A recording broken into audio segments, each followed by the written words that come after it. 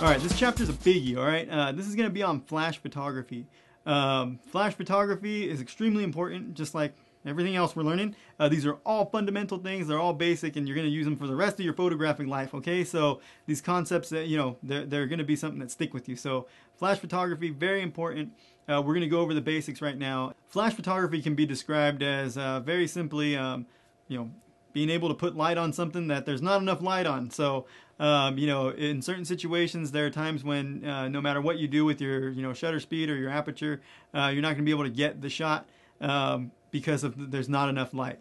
Well, you have your little portable light source you put right on your camera, and it flashes, and everyone knows what a flash is. I don't think you're stupid or something, but basically that down to the bare core essentials of it, that's what it is a light that lights up your picture with a brief pulse of light. So now you know what a flash is. It's very easy to fall in love with the flash and throw flash on for everything, and set your camera to green mode, throw your flash on, put it on its own metering mode, and let it light up everything. But flash gives a very flat look. It's a very front lit picture.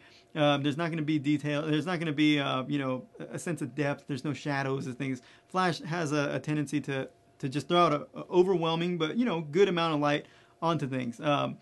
I reserve flash for when it's needed.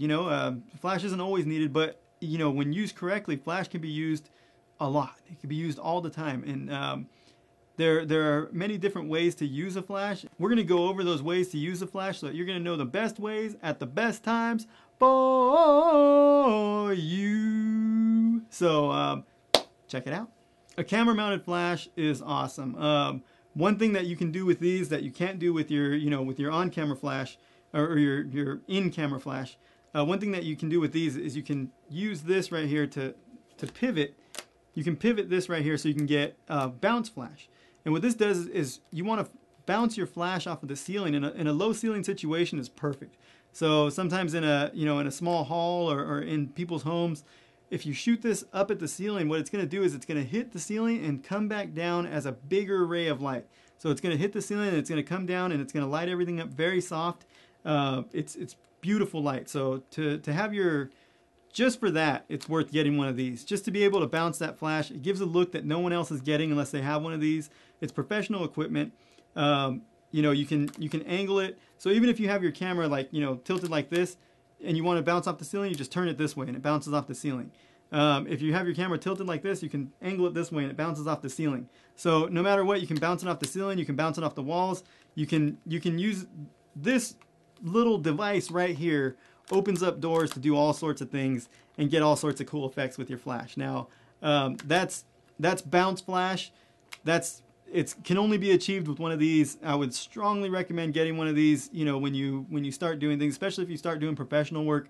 This is a professional piece of equipment, and if you don't have one and you're using your little on-camera thingamajiggy, you're not going to look professional, you're not going to feel professional, and you're not going to get professional looking shots. So if you're not looking to be professional, this is great just to have for your own personal beautiful pictures for your hobby or however you want to do it.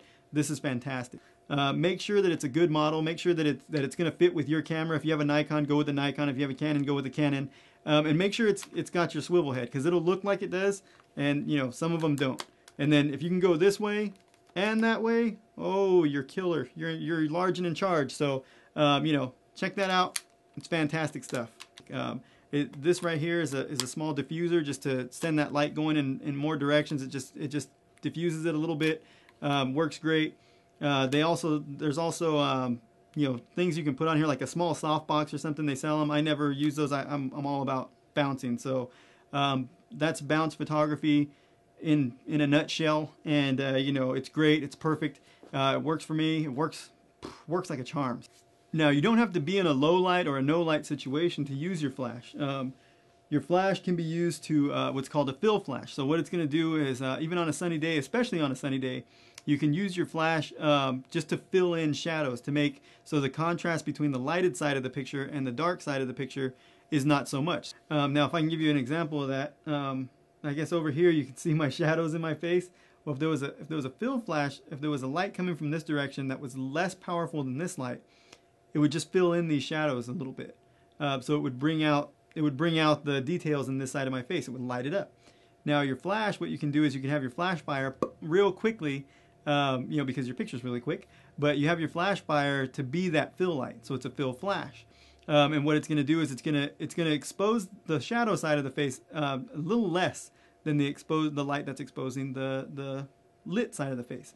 So your sun is going to be exposing this side of the face with a certain intensity of light, and your flash is going to have a little less intensity of light, and it's going to fire just to do that. Now you set your flash to, basically you would be underexposing the picture if the flash was all you were using, but since you have your main light hitting it, your flash is going to be just underexposing the shadow side, but it leaves a contrast. So it lightens it up from being a completely dark shadow to being a little bit softer shadow. So it makes for more appealing pictures.